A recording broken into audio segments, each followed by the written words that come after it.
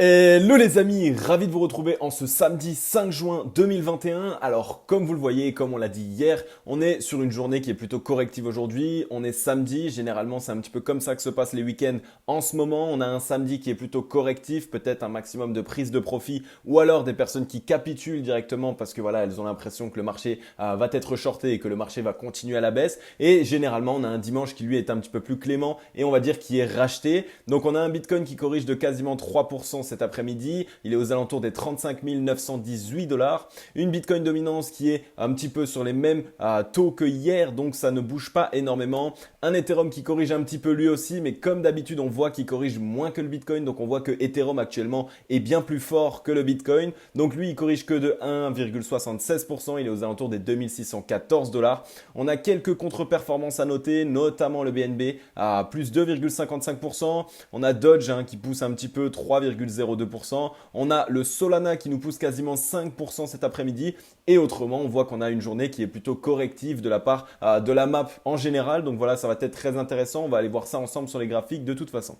Cette fois-ci, on est du côté du cryptocurrency screener. Eh bien, écoutez, sans grande surprise, on voit qu'on a des trends qui sont plutôt dans le rouge, qui nous montrent que voilà, on a été plutôt correctif sur la journée d'aujourd'hui. Donc, l'ensemble quasiment du top 30 est actuellement en correction. On a une légère contre-performance de Neo ici avec plus 1,25%. On a le Solana qui nous pousse ici quasiment 10% aujourd'hui à contre-performance. Donc, énormément de bonnes news du côté de Solana, énormément aussi de fondamentaux sur ce projet. Donc, très intéressant. On voit qu'en ce moment, il fait énormément résistance par rapport à la correction du marché des crypto-monnaies en général. Donc il est très intéressant et à surveiller en ce moment. Polygon, lui, qui corrige quand même aux alentours des 1,57 dollars. Rappelez-vous, lui, il était dans la même disposition que Solana. Pas mal de force, plutôt un actif qui permettait surtout de se défendre contre cette correction. Et bon, là, actuellement, il corrige quand même. Donc il faudra voir un petit peu. On ira faire cette analyse d'ici demain ou après-demain pour Polygon pour savoir s'il y a un bon point d'entrée dessus ou non. Et autrement, on voit qu'il n'y a pas énormément de contre-performance à part le BNB qui pousse quasiment 1,60% ici et le Dogecoin qui lui nous pousse 2,3% cet après-midi. Autrement, on a plutôt des trends qui sont mitigés, qui sont plutôt correctifs. Donc voilà, ça va être intéressant à suivre un maximum sur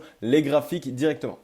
Ok, on est du côté du Scalpex Index, un crypto Fear and Greed qui redescend légèrement dans la peur le 24. Donc on est encore en train d'essayer de chercher un sentiment de peur un maximum. Donc vous allez voir que le scénario est toujours bon. On est peut-être entré dans une espèce de phase d'accumulation pour vraiment essayer de faire paniquer un maximum de personnes aussi. Parce qu'on le sait, les personnes ne sont pas patientes. Et c'est généralement de toute façon ces personnes-là sur le marché qui se font totalement punir. Et donc voilà, quand on est en phase où tout le monde a peur et qu'en plus de ça, on fait patienter les gens, on leur fait une phase de correction et après on est en latéralisation, et bien généralement ça crée un sentiment de panique et c'est ce qu'on commence à voir à être retranscrit sur cet indicateur. Social Index sur Up toujours bloqué comme d'habitude, Market Order Flow en recherche de vente forte cet après-midi.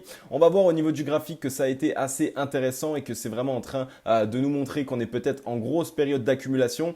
Alors sur la journée d'hier, on a eu une journée qui a été assez corrective sur la journée d'hier. On voit qu'on a eu pas mal de puissance vendeuse, même si on a été légèrement racheté vers le début d'après-midi. On voit qu'on n'a pas réussi à racheter énormément de cette bougie qui prouve que voilà, il y a eu pas mal de ventes hier, peut-être de liquidation, peut-être de personnes qui ont pris leur profit ou alors simplement de peur et donc un maximum de personnes qui vendent à terre la vigo, à gauche, à droite sans vraiment réfléchir. On voit que sur la bougie d'aujourd'hui, on avait poussé un maximum à quasiment 38 000 dollars et ce matin, on était déjà allé chercher les 35 332 dollars. Donc on a une bougie qui est plutôt mitigée. On voit qu'on est plus proche actuellement de la vente que de l'achat. Donc on voit que les bires, excusez-moi, sont vraiment en train d'essayer de faire un mouvement. Alors comme d'habitude, on peut voir aussi vraiment cette période ici d'accumulation. Donc vraiment un range qui nous permettrait de reprendre de la force, de souffler un maximum et aussi de faire en sorte d'accumuler un maximum de bonnes news, etc. pendant tout ce temps pour faire en sorte de relancer le Bitcoin, pour faire en sorte de relancer le marché des crypto-monnaies. Donc regardez un petit peu ce qu'il se passe sur la journée d'aujourd'hui. Il va falloir voir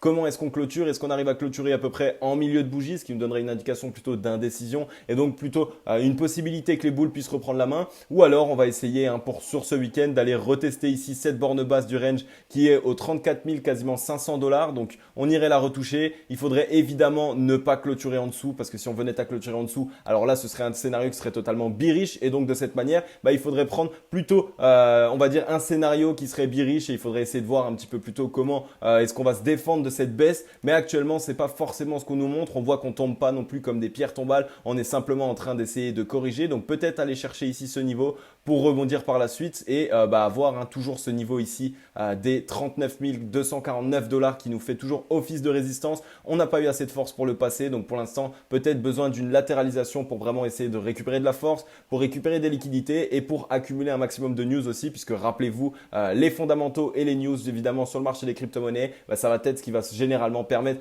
au marché de se défaire d'une situation dans laquelle on n'est pas vraiment très bien, on va dire. Alors il va falloir voir sur la clôture d'aujourd'hui, est-ce que les bulles essayent quand même de combattre ou est-ce que ça va être compliqué. Évidemment, la clôture d'aujourd'hui va être très importante. On va avoir la clôture weekly aussi d'ici demain, donc très intéressant par la même occasion. Donc ne vous inquiétez pas. Si jamais on a la zone des 34 549 dollars qu'on pourrait aller retester, il va falloir absolument, comme je vous l'ai dit, la garder. Il va pas falloir passer en dessous ou alors au minima clôturer au-dessus. Vous voyez qu'il y a toujours des mèches qui sont là pour faire peur. Donc si jamais on devait passer en dessous, eh bien il faut vérifier évidemment la clôture de journée. Par la suite, si on venait à toucher ce niveau-là et qu'on arrivait à rebondir, eh bien on irait directement chercher à nouveau ces 39 353 dollars et j'espère récupérer la force nécessaire pour pouvoir passer au-dessus et enfin s'affranchir de ce niveau de résistance qui nous fait tant de mal depuis quelques semaines. Du côté du Bitcoin sur le graphique les amis, on est actuellement en 4 heures. Alors on va pas regarder le plan qu'on met en place généralement, au contraire on va regarder un peu cette phase d'accumulation qui se met en place que j'ai appelée phase E. Alors voyez, on est rentré depuis ici le 18 mai 2021, donc on est rentré dans ce triangle d'accumulation. Donc on allait toucher la borne basse, on essayait d'aller chercher la borne haute, on allait toucher la borne basse, on allait toucher la borne haute. Alors évidemment à la base, il n'est pas comme ça, ce fameux triangle. À la base des bases, le triangle, il est plutôt comme celui-ci. On devait l'avoir, on avait cassé en fait ici, on l'avait cassé ce triangle. Au final, on a été rejeté et on a été réintégré ce range, ce triangle d'accumulation. Donc, à voir un petit peu comment est-ce que ça va se passer. Est-ce que ici, on a eu un fake, on va dire, et donc de cette manière, ça peut nous dire simplement qu'on a réintégré et qu'on va avoir encore besoin d'un petit peu d'accumulation et que la borne haute est bien placée. Ou alors, est-ce qu'il va falloir déplacer cette borne haute pour chercher des tops un petit peu plus précieux, on va dire, et pour montrer qu'en fait, on n'avait pas cassé, qu'on était juste ici. Donc, généralement, c'est possible des fois qu'il y ait des petits fakes comme ça, donc il va falloir surveiller ça avec une très grande attention. On voit qu'on est allé chercher la borne basse ici et qu'on a directement rebondi, on a été racheté à l'intérieur, donc très intéressant aussi. Alors si on venait du coup à avoir touché la borne basse et qu'on devait essayer d'aller chercher la borne haute du coup la prochaine fois, je pense que voilà, le temps qu'on se construise, etc., on irait ici sur les 37 819 dollars et il faudrait évidemment réussir à passer au-dessus. Alors comme d'habitude, on va pouvoir prolonger par la suite si on voit qu'on n'arrive pas à le casser de la premièrement pour vraiment aller jusqu'au bout. Comme d'habitude, je vous explique que les whales, que les institutionnels essayent vraiment de nous faire patienter un maximum parce qu'ils savent que sur le marché et surtout sur le marché des crypto-monnaies, très peu d'investisseurs sont patients et c'est la raison pour laquelle il y a énormément de personnes qui sont totalement perdants sur le marché des crypto-monnaies. Donc il va simplement falloir attendre. On voit qu'on a de l'accumulation, on voit qu'on a des zones qui sont énormément rachetées par les whales, par les institutionnels et par des personnes qui ont besoin d'acheter du Bitcoin sur des targets qui sont basses. Donc on voit que cette ligne-là, cette traîne qui actuellement est très bien tenue, eh bien c'est une zone d'accumulation sur laquelle énormément de personnes peuvent recharger. Donc il va falloir surveiller ça avec la plus grande attention parce que regardez, si on venait à se faire l'objectif pour savoir à la cassure, donc on va reporter comme d'habitude simplement l'entrée de ce triangle. Et pour savoir les objectifs, eh bien on le met simplement sur la sortie. Donc si on était sorti ici à la base, comme on avait eu l'impression d'être sorti, eh bien l'objectif il aurait été lui aux 49 416 dollars. Par contre, attention les amis, s'il venait à être rejeté par la baisse et qu'on venait à le casser du coup par le bas, on va dire, imaginons ne serait-ce que sur cette zone-là, eh bien ça nous ramènerait ici directement aux 24 653 dollars. Donc c'est vraiment très tendu les amis, il va falloir surveiller ça avec une très grande attention parce que on voit que là on a beaucoup d'accumulation. Rappelez-vous que ici on était à la base sur une énorme on va dire tendance baissière sur le court terme. Donc généralement c'est typiquement le genre de figure on va dire qui sont en 50-50. Ça peut aussi bien casser par la hausse que par la baisse. Mais vu qu'on était déjà dans une phase corrective, eh bien généralement il y a légèrement plus de chances pour qu'on casse à la baisse. Donc ça va être à surveiller un maximum. Le but est d'être neutre et donc de vraiment surveiller tout ce qui peut se passer et pour pouvoir mettre en place des plans d'action pour se protéger si ça venait à chuter ou au contraire des plans d'action pour pouvoir acheter si ça venait à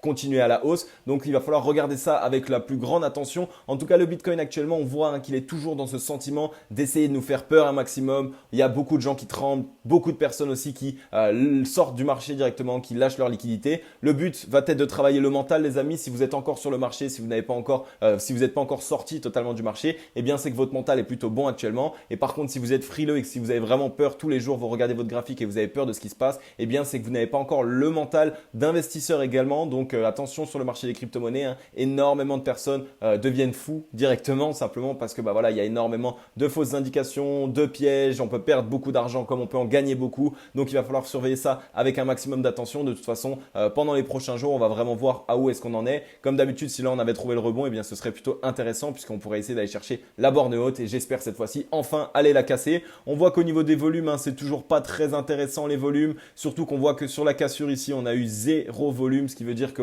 la cassure, on aurait pu savoir que c'était un fake, donc on a fake pour casser, au final, boum, on l'a réintégré. Donc il va falloir regarder évidemment si on voulait vraiment casser cette borne haute ou alors casser cette borne basse. Ça va être avec du volume. Donc au niveau du RSI, on voit qu'on était passé juste au-dessus de la zone des 52 RSI. Au final, on a été rejeté. On a rebondi ici sur les 40,26 de RSI qui nous avait déjà permis de rebondir quelques fois par le passé. Et on est en train de plutôt bien s'orienter à la hausse. Donc c'est possible qu'on aille vraiment chercher ici à nouveau cette borne haute et donc que ce triangle soit très bien validé, très bien respecté. Donc il va falloir surveiller ça avec l'œil le plus aguerri possible. Du côté de la Bitcoin dominance, eh bien, on n'a pas énormément de mouvement. Rappelez-vous ici, j'avais ce sentiment qu'on était en train de dessiner ce M et qu'on allait aller chercher ici le point bas à ce niveau-là, donc les 40 de Bitcoin dominance environ entre le 10 et le 15 juin. Donc pour l'instant, le scénario, on va dire, se valide de la bonne manière. On a cassé ce niveau de support qui était simplement la ligne de coup de ce M. Ensuite, on voit qu'on est ici en latéralisation juste en dessous. On est venu la retester à plusieurs reprises, mais on n'arrive pas à passer au-dessus. Donc on est en train d'essayer de partir à la baisse. On voit qu'il y a pas mal de personnes qui essayent de racheter aussi. On voit au niveau des mèches, il y a les mèches qui sont généralement assez basses et au final elles sont rachetées. Donc pour l'instant on est juste en dessous de cette zone de support, cette zone de résistance du coup maintenant. Donc il va falloir voir évidemment si on reste en dessous et que par la suite on est rejeté ou est-ce qu'on va faire un fake et en fait on va réussir à le casser à la hausse. Donc la Bitcoin dominance qu'il va falloir surveiller un maximum. Au niveau du ruban, on voit que le ruban ici il est juste aux alentours des 43-44 et qu'il est toujours très très grand et très ouvert. Donc ça voudrait dire que ce serait très compliqué de venir le casser comme ça directement. Donc on va dire que ce serait possible qu'il y ait une réelle mise à plat à ce niveau-là pour que le ruban se mette à plat et par la suite décider du mouvement. Donc il va falloir suivre ça comme d'habitude avec l'attention la plus forte possible. Du côté du crypto total les amis, eh bien écoutez, c'est pareil, on a toujours ce sentiment de latéralisation. On voit qu'ici on était venu toucher borne basse, borne haute, borne basse, borne haute, borne basse, borne haute. Et donc de cette manière, on voit qu'aujourd'hui on est en train d'être rejeté sur ce niveau de support ici au 1741 milliards. Donc on va peut-être aller redescendre pour essayer d'aller chercher ici les 1385 milliards. Par contre attention, comme d'habitude, comme je vous l'explique, on est dans une situation où il y a énormément de pièges qui sont mis en place, aussi bien des bull traps, aussi bien des bear traps, puisque les deux sont en train de combattre vraiment, ils sont en train de se faire concurrence. Donc ça veut dire qu'on peut très bien faire un fake rejeté, donc on fait comme si on était rejeté alors qu'au final on n'est pas rejeté, et pour réintégrer d'un coup, péter avec un fort volume. Donc ça va être très intéressant, ça prouve qu'il peut y avoir des journées très prochainement, d'ici lundi, mardi, mercredi, donc dans la semaine prochaine, des journées qui vont être juste folles. Peut-être qu'il va y avoir un énorme mouvement qui va nous permettre vraiment de tout casser et de renverser en fait le scénario qui est en train d'essayer de se mettre en place, ou alors peut-être qu'on va vraiment avoir besoin ici de cette zone d'accumulation et de récupérer un maximum de force avant de pouvoir essayer de repartir. Donc ça va être très intéressant et à suivre parce que là on est en train de rentrer presque dans l'été on va dire, et on le sait que d'habitude la période d'été c'est une période qui elle est un petit peu plus latente, qui est plus plate, il n'y a pas énormément de volume, pas énormément de mouvement, donc il va falloir voir ça. Si on devait rentrer dans un range actuellement, eh bien peut-être qu'on va ranger pendant assez longtemps et seulement au deuxième semestre, donc d'ici août, peut-être septembre, alors à ce moment-là on commence à avoir des mouvements. C'est pas du tout ce que je vois on va dire à court terme. Je pense que cet été en réalité il va être assez mouvementé et je pense qu'il y a énormément de complications sur ce bull run,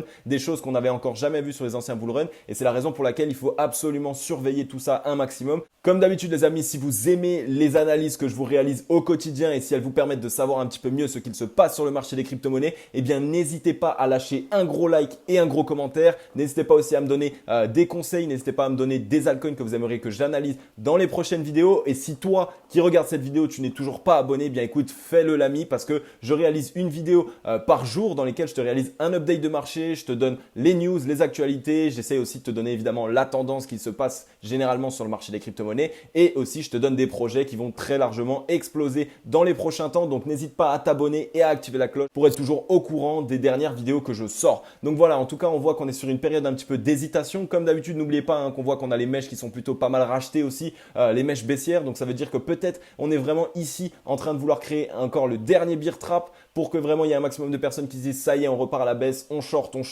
et au final, boum, on part à contre-tendance.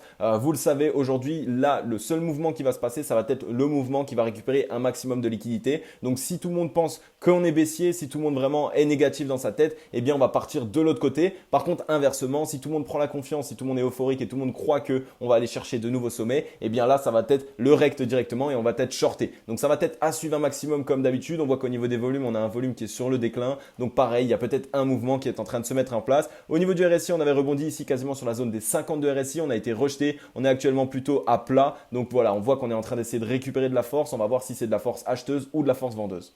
Du côté des altcoins, eh bien écoutez, je vais vous passer comme d'habitude seulement Ethereum. Ça ne sert à rien, on va dire, de passer les autres actuellement. Ils ne sont pas dans des bonnes dispositions. On voit que Ethereum, il tient toujours ici son niveau de support que je vous ai matérialisé, qui est lui aux alentours des 2517 $ sur la borne basse et la borne haute aux 2700 $. Donc on est toujours à l'intérieur. On voit que on rebondit tranquillement à chaque fois dessus et qu'on est en train d'essayer de récupérer de la force. Donc comme je l'ai dit, Ethereum actuellement, on est venu casser ce niveau de support. On est au-dessus. Donc on l'a bien validé en tant que support. C'était une résistance avant et que là actuellement, on est simplement en latéralisation en train d'essayer de récupérer de la force, en train d'essayer de récupérer des liquidités. Et dès lors qu'on va réussir à rebondir à nouveau dessus et qu'on va casser ici ce niveau de résistance aux alentours des 2891 $ qui nous fait tellement barrage depuis ces derniers temps, dès lors qu'on va réussir à s'en affranchir, et bien là ce serait la porte ouverte ici d'abord aux 3382 $ et après pourquoi pas le fameux mouvement. Ethereum qui nous montre énormément de force en ce moment, même parmi les corrections du Bitcoin, il corrige moins fort que le Bitcoin et surtout il récupère plus vite. Donc ça va être très intéressant et à suivre parce que Ethereum pourrait nous annoncer un énorme mouvement et aussi en même temps entraîner à lui tout seul une altcoin season digne de ce nom. Au niveau du ruban, on voit que le ruban est totalement à plat. Alors ok, on n'est pas au-dessus pour l'instant, donc on est en train de latéraliser un petit peu en dessous, mais on voit qu'on va pas avoir de mal à le casser si on voulait vraiment le casser. Donc c'est très intéressant Ethereum, on voit qu'il est vraiment en train de récupérer de la force, mais que prochainement, dès lors qu'il aura la force nécessaire, il va pouvoir casser tout ça. Au niveau du RSI, on avait été rejeté sur la zone des 50 de RSI, on est juste en dessous latéralisant, donc ça veut dire qu'on est en train de latéraliser juste en dessous. Ça nous prouve qu'on n'est pas rejeté totalement et qu'on peut par la suite récupérer une force nécessaire pour venir le casser, ce niveau de 50 de RSI, et en même temps, du coup, par la même occasion, on casserait aussi le niveau de ruban. Donc, ce serait vraiment très intéressant pour Ethereum. Du côté du dollar, on n'a pas énormément bougé. On voit qu'on avait essayé de casser ici ce niveau de range que je vous avais mis ici. On voyait qu'on latéralisait ici à l'intérieur. Bam, bam, bam, bam. Et du coup, on a essayé de le casser à la hausse. Au final, on a été directement revendu. Donc, on a rejeté et on a été de réintégrer ce niveau de range. Alors, est-ce qu'aujourd'hui, on va clôturer juste au-dessus et donc ça validerait simplement le range par la suite pour faire le pullback parfait et venir s'affranchir et partir plus haut? Ou est-ce qu'au contraire, on va réintégrer ce niveau de range et donc être rejeté et pourquoi pas partir plus bas? Donc, le dollar, il va falloir surveiller absolument la clôture d'aujourd'hui. Si on venait juste à rebondir au-dessus de ce niveau qui est juste au 90.181, eh bien ce serait un pullback parfait et donc le dollar lui essaierait de s'affranchir et de faire des niveaux plus hauts. Par contre, si on venait à être réintégré directement dans ce range, eh bien ça donnerait une indication qui serait plutôt baissière et donc on pourrait plutôt casser ce range par la baisse. Il va falloir suivre ça un maximum parce que comme d'habitude, je vous l'explique tout le temps, le dollar va nous donner de très bonnes indications pour le marché des crypto-monnaies. Donc s'il vient à rehausser, ce serait une indication qui serait plutôt mauvaise pour le marché des crypto-monnaies. Par contre, s'il continue à chuter, alors ce serait une très bonne indication pour le marché des cryptos.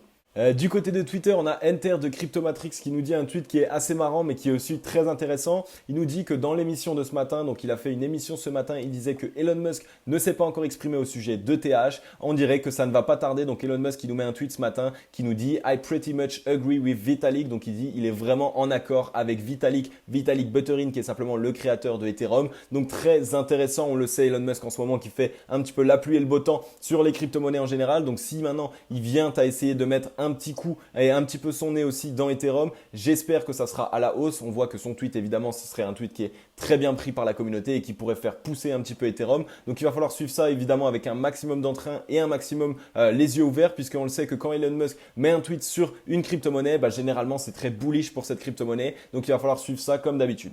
On a Asher cette fois-ci qui nous met un tweet lui aussi très intéressant et qui nous dit ne l'oubliez pas, les exchanges n'ont qu'un seul dieu, le volume d'échanges à l'intérieur de ces exchanges. Et c'est la raison pour laquelle sans doute Coinbase a introduit Dodge puisque rappelez-vous, on l'a vu il n'y a pas longtemps sur les news, Dodge a été introduit directement sur Coinbase. Donc on peut maintenant échanger Dodge sur Coinbase et Coinbase Pro. Donc il va falloir suivre ça évidemment aussi avec un maximum d'entrain parce qu'on voit qu'en ce moment les exchanges sont vraiment en train de pousser peut-être Dodge dans un côté ou dans un autre. Donc il va falloir voir un petit peu ce qui peut se passer pour les traders de Dodge. Moi je vous l'ai déjà dit, je ne suis absolument pas impliqué dans Dodge, mais en tout cas si vous l'êtes, eh bien suivez un petit peu les informations qu'il se passe parce que ça peut être à la fois bullish et à la fois bearish. Ça va dépendre de l'interprétation du marché comme d'habitude. On a Income Charts qui nous met un graphique assez intéressant qui nous montre ici l'OBV. Donc c'est un indicateur qui nous montre un petit peu comme le RSI les zones de surachat ou les zones de survente. Et on voit que on est largement en zone de survente actuellement sur cet indicateur. On a une trend là qu'il a dessinée avec la flèche bleue qui nous montre qu'on pourrait essayer d'aller la tester prochainement puisqu'on est en train de rebondir. Donc à voir évidemment si on arrive à la tester et à la franchir qui nous donnerait une très très bonne indication pour les acheteurs ou au contraire est-ce qu'on va juste être au contact de cette zone et par la suite être rejeté. Mais on voit que voilà, sur ces indicateurs, on a un signal qui est plutôt oversold, ce qui veut dire qu'il est en survente. Donc actuellement, il y a peut-être un rebond qui peut se faire à l'endroit où nous sommes actuellement. On voit qu'au niveau des bandes de Bollinger, elles sont en train de se resserrer un petit peu plus. Donc un maximum de volume. Il est possible que très prochainement, on va avoir un mouvement très fort, aussi bien à la hausse qu'à la baisse comme d'habitude. Généralement, la seule chose que vous devez garder en tête, c'est quand il y a un maximum de personnes qui, elles, sont bullish sur le Bitcoin, eh bien, on va essayer de faire le sens inverse. Et quand au contraire, il y a un maximum de personnes qui sont bearish, eh bien, on va essayer de faire le sens inverse. D'accord? Et actuellement, on le sait, un maximum de personnes sont totalement bearish. Donc, ça nous prouve quand même qu'il y a une possibilité que très prochainement, il y ait un fort mouvement à la hausse pour vraiment essayer de sortir toutes ces personnes qui ont shorté le marché et récupérer un maximum de liquidité pour aller chercher un nouveau plus haut sur le Bitcoin. Les indications, on va dire, concordent. Donc, ça va être à suivre comme d'habitude. Du côté des news, on a de très bonnes news pour Solana. On a Solana qui lève au moins 300 millions de dollars pour concrétiser ses ambitions. Solana a levé entre 300 et 450 millions de dollars pour continuer son développement. Le 15e projet du marché en termes de capitalisation veut devenir une blockchain de référence pour les applications décentralisées, donc les dApps. Donc Solana, un projet à surveiller en ce moment. Il est vraiment dans une cocotte minute. On voit que déjà ses mouvements sont très forts. On voit que c'est un projet qui actuellement s'est vraiment bâti d'énormes fondations puisqu'il arrive vraiment à réaliser de très belles contre-tendances. Quand le Bitcoin et quand le top 30 est totalement en correction, lui, il arrive à se stabiliser, voire même à réaliser des performances. Solana, en ce moment, il est en train de se mettre sur le marché comme un petit peu un Ethereum killer, entre guillemets, même si évidemment, il y a toujours la possibilité que deux protocoles soient ensemble et travaillent ensemble et on va dire se développent de la meilleure des manières. Il est vrai que Solana, en ce moment, il ajoute un maximum de cordes à son arc et qu'il va falloir le suivre avec énormément d'entrain parce que en ce moment, vraiment, on voit que il y a certains problèmes sur Ethereum. Il est vrai qu'en ce moment, les frais de transaction sont assez élevés. Les transactions aussi en termes de quantité ne sont pas ultra importantes, même si ça arrive avec les futures mises à jour. Tandis que Solana, lui, avance très rapidement, fait de levée de fonds et commence vraiment à essayer de pallier à tous ces problèmes. Donc Solana, c'est un projet très intéressant. Je l'ai passé dans la vidéo spéciale des altcoins. Donc si vous n'avez pas vu cette vidéo, bien je vous invite à aller la voir. Normalement, je vous l'indique en haut à droite directement. Donc n'hésitez pas à aller la voir. Vous allez voir dans quelle disposition est Solana. Mais ça prouve énormément d'entrain pour les prochains temps. Et ensuite, du côté de l'e-sport, on a l'équipe e-sport TSM qui reçoit 210 millions de dollars de l'exchange FTX pour changer de nom. L'exchange FTX signe un accord de partenariat pluriannuel de 210 millions de dollars avec l'organisation professionnelle d'e-sport Team Solomide TSM. Dans le cadre de cet accord historique, l'équipe portera désormais le nom TSM FTX. Donc FTX qui cherche évidemment à faire de très beaux coups de pub, de très gros coups marketing. Ils le savent qu'en ce moment, l'e-sport, c'est vraiment au centre des attentions. Ils savent qu'il y a aussi énormément de personnes qui, du côté gaming, on va dire, ont entendu ou alors utilisent de près ou de loin les crypto-monnaies, que ce soit dans les NFT, que ce soit dans les jeux aussi, puisqu'il y a des jeux aujourd'hui qui nous permettent, qui sont directement liés au marché des crypto-monnaies. Donc très intéressant, c'est à suivre un maximum. FTX, on voit qu'il essaye de toucher une part de marché de plus en plus importante et qui réalise des coups marketing qui sont vraiment très bons, puisque on sait que quand il va y avoir les championnats du monde, ça va être une team qui va être évidemment listée, qui va être très très soutenue derrière, et donc ça permet évidemment de créer une certaine adoption mainstream et un énorme coup marketing. Donc ça va être très intéressant et à suivre dès lors qu'on va rentrer dans des compétitions avec cette équipe d'e-sport. Ok les amis, j'en ai fini avec cette vidéo. Comme d'habitude, j'espère qu'elle vous aura plu un maximum. J'espère que je vous ai ouvert les yeux sur ce qui se passe sur le marché des crypto-monnaies. Alors il est vrai qu'en ce moment, je suis plus dans la neutralité. Tout à fait normal, je vous l'ai déjà dit, je cherche à être neutre un maximum. C'est-à-dire que si on a des indications qui vont être plutôt bullish, eh bien je vais vous les dire avec entrain. Et si on a des indications qui sont plutôt bearish, eh bien pareil, je vais devoir vous les donner de la même manière. D'accord? Le but va être vraiment de pouvoir construire des plans par rapport à ce qu'il se passe réellement sur le chart, sur le graphique. Là, on est en train de voir que voilà, il y a une réelle neutralité qui se met. Le combat entre les boules et les birs n'est pas fini. Peut-être qu'on est en train de latéraliser, de ranger et d'essayer d'accumuler de la force. Comme d'habitude, les amis, si vous avez kiffé cette vidéo, n'hésitez pas à me lâcher un gros like et un gros commentaire. Dites-moi tout ce que vous voulez dans les commentaires. Je réponds totalement à tout le monde. Si vous avez des projets que vous aimeriez que j'analyse pour vous, eh bien, n'hésitez pas à me les donner aussi. Et toi qui regardes cette vidéo, si tu n'es toujours pas abonné, eh bien, n'hésite pas à le faire parce que je vais pouvoir t'aider un maximum sur le marché des crypto-monnaies. Donc, abonne-toi et active la cloche. En tout cas, c'était Cryptologie. On va se retrouver directement dans la vidéo de demain. Ciao, bye bye.